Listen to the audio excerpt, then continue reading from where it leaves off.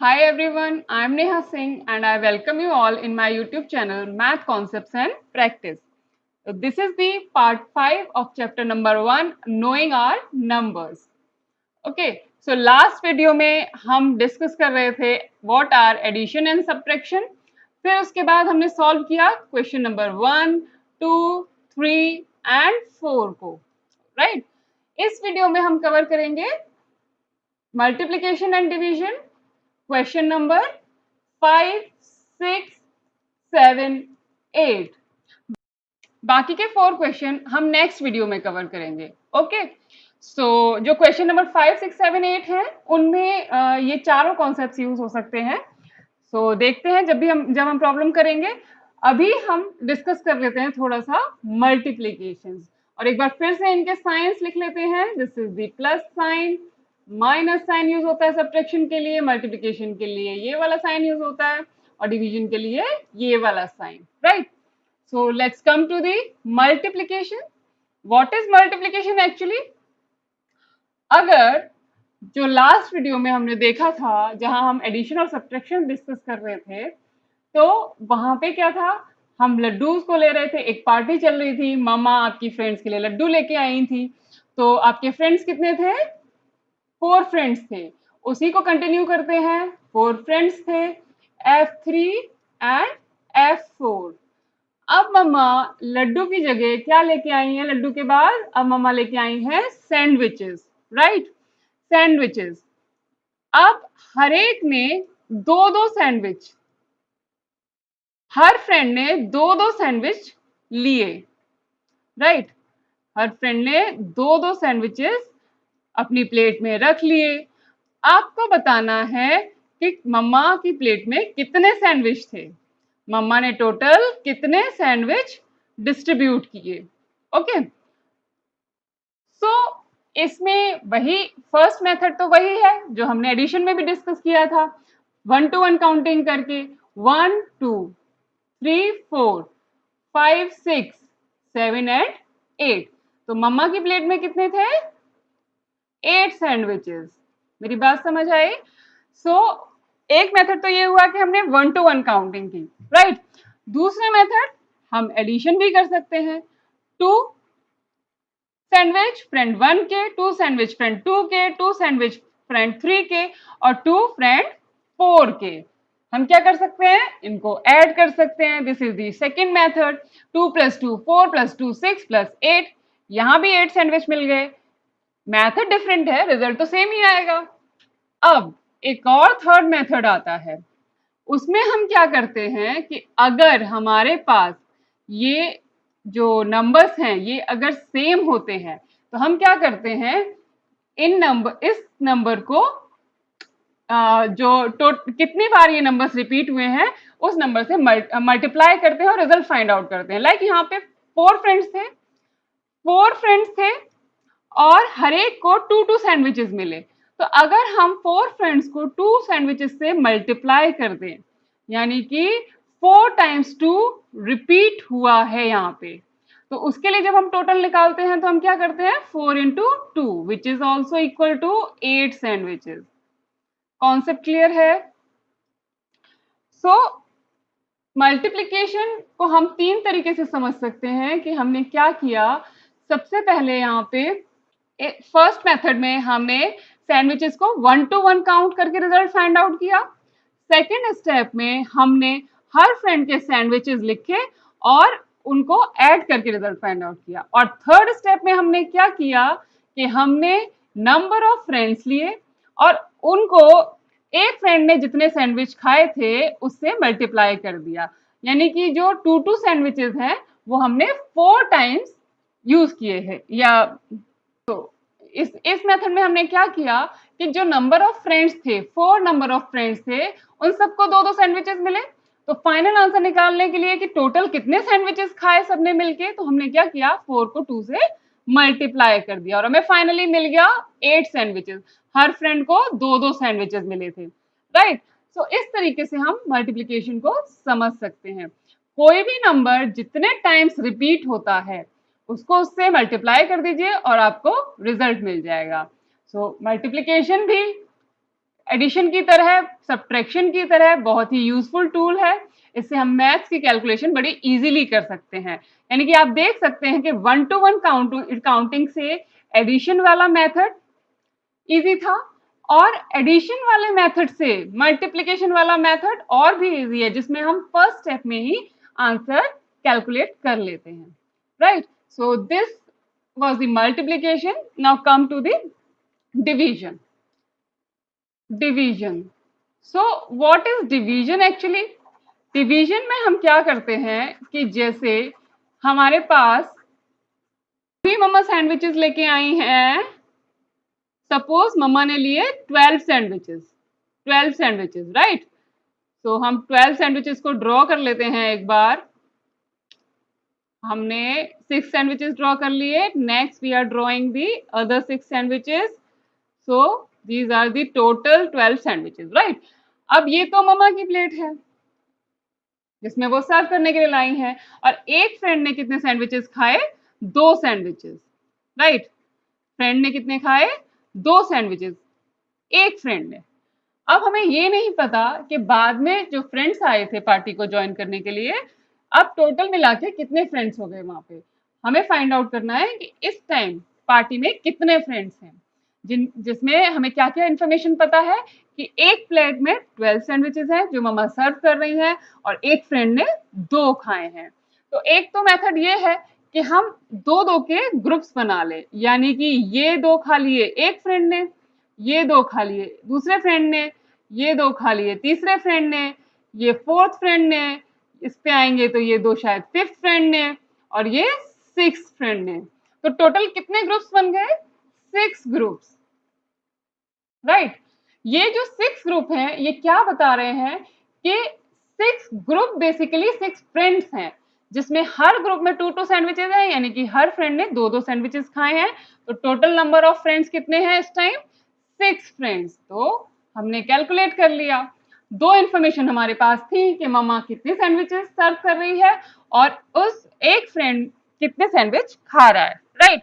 और हमसे पूछा जाए कि पार्टी में कितने फ्रेंड्स हैं, तो हमने आराम से ग्रुप बना के इनको कैलकुलेट कर लिया।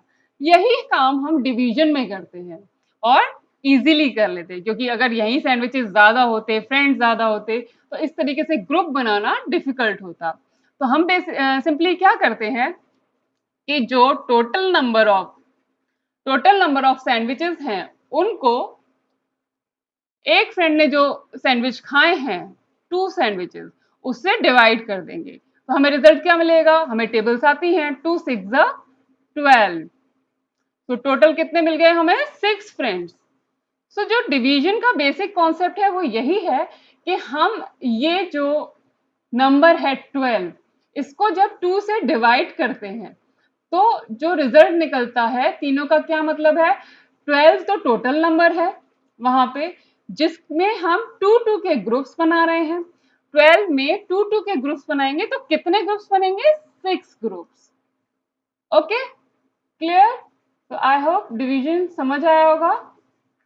Let's come to the question number 5। Question number 5, first step क्या कह रहे थे हम? किसी भी प्रॉब्लम को सॉल्व करने के लिए 4 बेसिक स्टेप्स हमें चाहिए होते हैं। एक बार फिर से जल्दी से रिवाइज कर लेते हैं कौन कौन से स्टेप हमें चाहिए होते हैं। Read the problem very carefully, okay, read carefully, then write the informations, write the informations, okay. जो भी इंफॉर्मेशन हमें क्वेश्चन में गिवन है वो सब हम लिख लेंगे। डिसाइड द ऑपरेशन, उसको ऑपरेट कैसे करना है, रिजल्ट कैसे फाइंड आउट करना है। ऑपरेशन मैंने बताया था, बेसिक ऑपरेशन कौन से हैं जो अभी आप पढ़ेंगे, addition, subtraction, multiplication and division. इनमें से कौन सा ऑपरेशन हमें यूज करना है वो हम डिसाइड करेंगे थर्ड स्टेप में। और फाइनली फोर्थ स्टेप में हम कैलकुलेट करेंगे रिजल्ट, ओके, कैलकुलेट करेंगे ऑपरेशन को यूज करके result. So these are the basic 4 steps. Read the problem very carefully, write the all informations given in the question, decide the operation जो कि हमें करना होगा क्वेश्चन को सॉल्व करने के लिए, and then calculate the answer. So these are the basic 4 steps to solve any kind of problem, right? ये हमने पिछले वीडियो में डिस्कस किया था. Now let's come to the question number 5, which is saying find the difference between the greatest and the least number that can be written using the digits 6, 2, 7, 4, 3, each only once, right? So इस question में हमें क्या समझ में आ रहा है, हमें चाहिए दो नंबर्स, डिफरेंस कैलकुलेट करना है किन नंबर्स का, दो नंबर्स का. इन डिजिट को यूज करके जो ग्रेटेस्ट नंबर बनेगा वो, और एक इन डिजिट को यूज करके जो स्मॉलेस्ट नंबर बनेगा वो, ये दोनों नंबर यूज करके हमें डिफरेंस कैलकुलेट करना है, right? So let's come to the greatest number. Greatest number क्या होगा? Greatest number, since greatest number that can be written using 6, 2, 7, 4, 3, each only once, right? So कैसे निकालते हैं ग्रेटेस्ट नंबर? ग्रेटेस्ट नंबर के लिए क्या होना चाहिए? सबसे पहली डिजिट सबसे बड़ी होनी चाहिए. तो इन डिजिट्स में सबसे बड़ी कौन सी है? 7. तो सबसे पहले लिखेंगे हम 7. उससे छोटी कौन सी है? 6. हम 6 लिखेंगे. उसके बाद 4 लिखेंगे. 3 लिखेंगे. फिर लिखेंगे 2, right? So this is the greatest number जो कि हमने गिवन डिजिट्स को यूज करके फॉर्म किया है, right? This is the 76,432. Now come to the least number,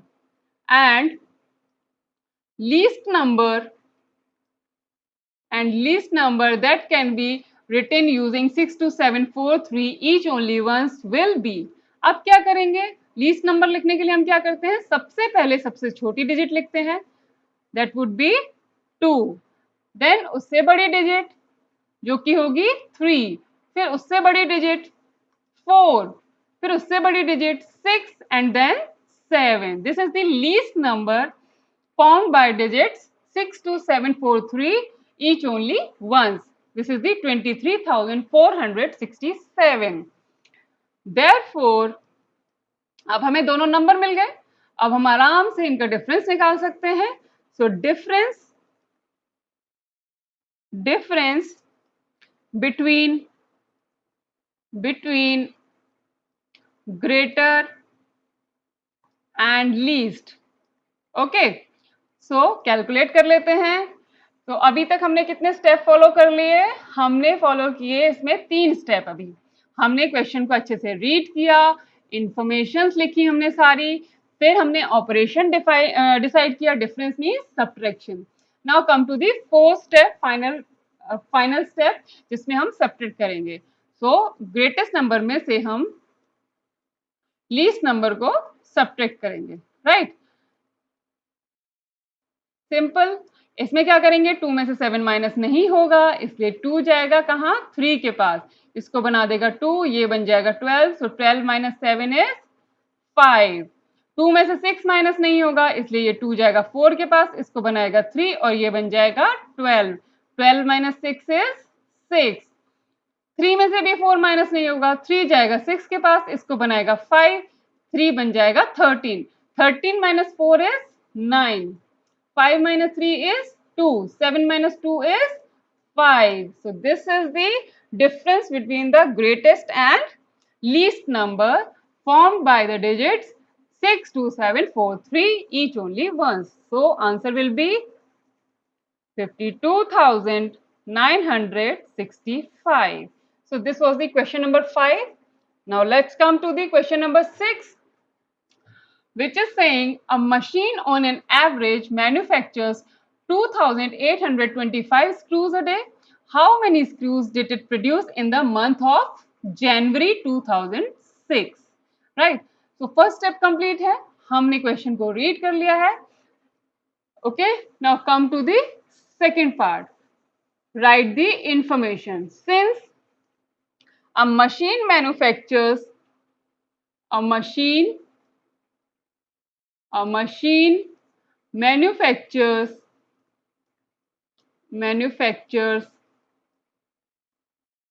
in a day, एक दिन में कितने मैन्युफैक्चर कर रही है मशीन मैन्युफैक्चर कर रही है 2825 स्क्रूज, राइट।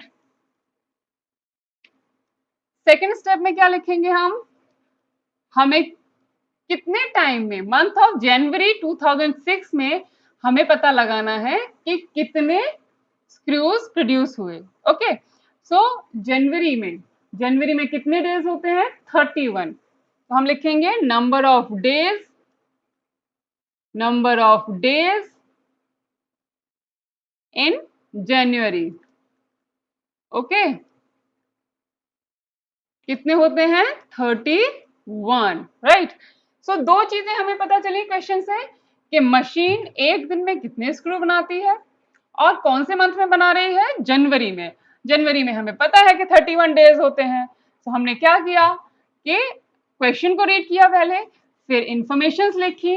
अब हम डिसाइड करेंगे कि हमें ऑपरेशन कौन सा करना है। So how many screws did it produce in the month of January. So basically इसमें हमें मल्टीप्लीकेशन करना है कि हर दिन के स्क्रूज हमें पता चल गए 2825, 31 डेज के निकाले हैं, तो इक्वल डिस्ट्रीब्यूट हुआ हर डे पे सेम स्क्रूज बन रहे हैं, तो हम क्या करेंगे फाइनल रिजल्ट निकालने के लिए दोनों को मल्टीप्लाई कर देंगे। So therefore machine manufactures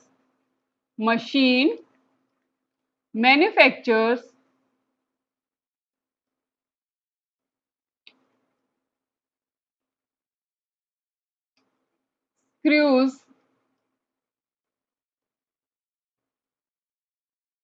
in January कितना हो जाएगा 2825 multiplied by 31, very simple. So अब मल्टीप्लाई कर लेते हैं, 1 5 ज़ा 5, 1 2 ज़ा 2, 1 8 ज़ा 8, सेम नंबर्स आएंगे, and then we will multiply with the 3, 3 5 are 15, 1 carry over, 3 2 are 6, 7, 3 8 are 24, 4 यहाँ आएगा, 2 यहाँ कैरी हो जाएगा, 3 2 are 6 and 8. Now add it, 5, 2 plus 5 7, 8 plus 7 15, 1 carry, 1 plus 2 3 plus 4 7 and 8. So कितने प्रोड्यूस होंगे जनवरी मंथ में 87,575 screws. So answer will be 87,575 screws. So दो चीजें गिवन थी हमें, एक दिन में कितने स्क्रू बनाती है जो मशीन है, और जनवरी में हमें कैलकुलेट करना है। जनवरी में 31 डेज होते हैं, ये एक दिन के स्क्रूज हैं, तो 31 डेज में कितने स्क्रूज बनेंगे हमने मल्टीप्लाई कर दिया 2825 को 31 से, नंबर ऑफ डेज से, मल्टीप्लीकेशन का रिजल्ट आता है 87,575. This is the final answer. Okay, so this was the question number 6. Now come to the question number 7, which is saying a merchant had rupees 78,592 with her. She placed an order for purchasing 40 radio sets at rupees 1200 each. How much money will remain with her after the purchase? Okay, so अभी हमने first step complete कर लिया है, हमने question को read कर लिया है। Now let's come to the second part, write the informations given. Okay, so information क्या क्या गिवन है, since cost of each radio set, since cost of each radio set is equals to rupees 1200, right? Now एक और information given है, and number of radio sets radio sets she ordered, she ordered, कितने radio set order किए उसने? 40। Okay, तो अब जरा एक बार फिर से क्वेश्चन चेक करते हैं। ये कह रहे थे हमें a merchant had rupees 78,592 with her. तो एक मर्चेंट है जिसके पास 78,592 रुपीज हैं। She placed an order for purchasing 40 radio sets at the rupees 1200 each. ठीक है, तो हम क्या करेंगे, एक रेडियो सेट की कॉस्ट दी हुई है 1200, हम निकालेंगे 40 रेडियो सेट्स की कॉस्ट जो कि उसने मर्चेंट ने खरीदे थे। ओके, तो उसके लिए हमें क्या करना होगा, उसके लिए हमें 1200 को 40 से मल्टीप्लाई करना होगा, क्योंकि 1200 हर एक रेडियो सेट की कॉस्ट है और टोटल रेडियो सेट्स 40 हैं। So therefore total cost of 40 radio sets will be 1200 into 40, right. तो 0 से मल्टीप्लाई किया, सारी डिजिट 0 हो जाएंगी। हम आते हैं 4 पे, 400, 4 इंटू 00, 4 टू ज़ा 8, 4 वन ज़ा 4। तो कितनी कॉस्ट हो गई? This is the ₹48,000। ठीक है, तो 48,000 मर्चेंट ने स्पेंड किए, किसके लिए? रेडियो सेट्स के लिए। Okay, so now let's come to the final part, जिसमें पूछ रहे हैं how much money will remain with her after the purchase. हमने कैलकुलेट किया 40 रेडियो सेट्स की कॉस्ट कितनी है, 1200 into 40 which is equal to 48,000 rupees. तो इतने तो मर्चेंट ने खर्च कर दिए, और उसके पास कितने पैसे थे, कितने रुपीज थे? 78,592। रिमेन का मतलब है हमें क्या करना है, सब्ट्रैक्शन। ओके, उसके पास कितने बचेंगे खर्चा करने के बाद, उस खर्चे को उसमें से सब्ट्रैक्ट कर देंगे। सो हम क्या लिखेंगे, therefore money left with her after purchasing, right. So कैसे कैलकुलेट करेंगे, जो अमाउंट उसके पास था उस अमाउंट में से 78,592 में से हम सब्ट्रैक्ट कर देंगे 48,000 को, राइट, जो खर्चा था। सो ये क्या था, उसके पास अमाउंट था और ये उसने खर्चा किया। उसके पास कितना बचेगा, हम सब्ट्रैक्ट करेंगे 2 minus 0 is 2, 9 minus 0 is 9, 5 minus 0 is 5, 8 minus 8 is 0, 7 minus 4 is 3। उसके पास बचेंगे 30,592 रुपीज। तो this will be the answer, rupees 30,592। Okay, so this was the question number 7. Now let's come to the question number 8, which is saying a student multiplied 7,236 by 65 instead of multiplying by 56. Okay, so by how much was his answer greater than the correct answer? तो यहाँ तक हमें question समझ में आया। जो student है उसने क्या किया, पहले 7,236 को किससे मल्टीप्लाई कर दिया, 65 से, और जबकि उसे किससे करना था, 7,236 को उसे मल्टीप्लाई करना था 56 से। और हमसे पूछ क्या रहे हैं, by how much was his answer greater than the correct answer, यानी कि ग्रेटर निकालना है तो हमें इसमें सब्ट्रैक्शन करना होगा। तो पहले एक बार इस क्वेश्चन को समझ लेते हैं। तो एक तो ये मेथड हो गया इसमें कि 65 से मल्टीप्लाई करें, फिर 56 से मल्टीप्लाई करें और सब्ट्रैक्शन ले लें। अब जरा हिंट देख लें कि do you need to do both the multiplications. ये क्या कह रहे हैं कि इसका शायद सेकंड मेथड भी अवेलेबल है, वो कैसे हम समझ सकते हैं। तो एक मेथड होता है distribution method, distribution method. Okay, ये मैथ्स की कुछ प्रॉपर्टीज होती हैं जिनको हम डिटेल में बाद में डिस्कस करेंगे, लेकिन ये क्वेश्चन सॉल्व करने के लिए हम समझ लेते हैं कि जो हिंट हमें गिवन है उसको कैसे अप्लाई करना है। ओके, सो एक छोटा सा एग्जांपल ले लेते हैं। सपोज अगर मैं 4 इंटू 3 और माइनस 4 इंटू 2 करूं, ठीक है, तो उसका रिजल्ट क्या आएगा? उसका रिजल्ट क्या आएगा? मैं पहले 4 को 3 से मल्टीप्लाई करूंगी 12 होगा, देन मैं 4 को 2 से मल्टीप्लाई करूंगी 8 हो जाएगा और फाइनल डिफरेंस आ जाएगा 4। ये कुछ कुछ इस प्रॉब्लम की तरह सिमिलर है, जहां पे 4 तो कॉमन है और 3 और 2 डिफरेंट है। और जिस तरीके से यहाँ पे 7236 सेम था और 65 और 56 डिफरेंट हो गया, राइट। सो इसको कैसे समझ सकते हैं कि एक मेथड तो ये हुआ कि आप मल्टीप्लिकेशन करके और दोनों का डिफरेंस निकालो। एक और मेथड होता है जो कि डिस्ट्रीब्यूशन मेथड है, उसमें क्या होता है कि ये जो वैल्यू है वो किसके बराबर होती है? वो बराबर होती है, अगर हम इस 4 को बाहर निकाल लें, इस 4 को बाहर निकाल लेंगे, ब्रैकेट लगा देंगे, इसमें से भी 4 निकाल लिया, 3 यहाँ रह गया, इसमें से भी 4 निकाल लिया, माइनस के बाद 2 आ गया। मेरी बात समझ में आ गई कि ब्रैकेट के बाहर हमने 4 को निकाल लिया, वो 3 से भी बाहर चला गया, वो 2 से भी बाहर चला गया। जब इसको 4 को ब्रैकेट के अंदर ले जाएंगे तो इसका मतलब क्या होगा कि 4 को हम 3 से मल्टीप्लाई कर रहे हैं, माइनस 4 को फिर हम 2 से मल्टीप्लाई कर रहे हैं, राइट।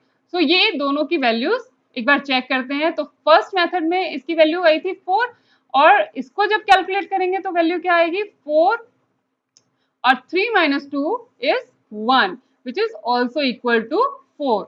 यहां से रिजल्ट सेम मिला है हमें दोनों में, फर्स्ट मेथड और सेकंड मेथड दोनों में हमें रिजल्ट सेम मिला है, यानी कि ये जो दोनों स्टेप्स हैं इनसे वैल्यू हमेशा हमें सेम मिलेगी। तो सिमिलरली हम इस क्वेश्चन में भी फॉलो कर सकते हैं, इस क्वेश्चन में भी हम फॉलो कर सकते हैं क्या कि हम 7236 को कॉमन ले लें और 65 को यहाँ छोड़ दें, माइनस अब इसमें से भी 7236 बाहर चला गया है क्योंकि हमने ब्रैकेट लगा दिया है, तो यहाँ क्या बचेगा? केवल 56, राइट। अब हम क्या करेंगे? 7236 ब्रैकेट 65 माइनस 56 इज 9, ओके। अब इनको मल्टीप्लाई कर लेते हैं। इस ब्रैकेट का मतलब ये होता है कि अगर यहाँ पे कोई साइन नहीं है तो इसका मतलब क्या है? मल्टीप्लिकेशन। मल्टीप्लाई किया तो आंसर क्या आया? 9 6 जा 54, 9 3 जा 27, 32, 32, 3 कैरी ओवर, 9 2 जा 18, 21, 2 कैरी ओवर, 9 7 जा 63 and 2 65, right? So this is the answer. Answer is 65,124. Okay, सो अभी तो ये इस क्वेश्चन की एक्सप्लेनेशन थी, ओके, जिससे हम समझ सकते हैं कि ये हमने क्यों किया। तो एक बार इसको प्रॉपर लिखकर स्टेप्स के साथ एक बार कर लेते हैं जल्दी से, क्विकली, ओके। सो उसमें हम क्या करते हैं? हमने वही किया कि पहले क्वेश्चन को रीड कर लिया, अब हम इसको इंफॉर्मेशन को लिखेंगे। इंफॉर्मेशन क्या गिवन है हमें कि पहले किससे मल्टीप्लिकेशन करना था उसको, तो हम क्या करेंगे? इससे पहले हम निकालेंगे रॉन्ग मल्टीप्लिकेशन, रॉन्ग मल्टीप्लिकेशन, ठीक है। कैसे कर दिया उसने? उसने किया 7236 इंटू 65, ओके। लेकिन राइट मल्टीप्लिकेशन क्या था? राइट मल्टीप्लिकेशन क्या होना चाहिए था? Multiplication is equals to 7236 into 56 और डिफरेंस ऑफ, अब हमें फाइनली क्या कैलकुलेट करना है? Difference of multiplications, difference of multiplications will be 7236 into 65 minus 7236 into 56। सो अभी हमने कुछ देर पहले देखा कि अब हम इन दोनों में से 7236 को बाहर निकाल सकते हैं क्योंकि ये कॉमन है। ब्रैकेट लगा देंगे, ब्रैकेट लगा देंगे, यहां से बचेगा 65 माइनस यहां से बच जाएगा 56, राइट। और जब भी ब्रैकेट से पहले कोई नंबर लिखा है और कोई साइन नहीं है तो उसका मतलब है ये मल्टीप्लिकेशन होता है। 7236 और जल्दी से हम यहाँ लिख लेते हैं 9 और इसका मल्टीप्लिकेशन कर लेते हैं। हमने सॉल्व किया था, आंसर क्या आया था 65,124। So this is the final answer and proper method 65,124, right? So that's all for today. I hope आपको ये क्वेश्चन समझ आए होंगे। अगर कोई प्रॉब्लम है, अभी भी क्लियर नहीं हुआ है, तो आप मुझे कमेंट बॉक्स में ज़रूर पूछिएगा, मैं रिप्लाई करूंगी। So take care, bye bye.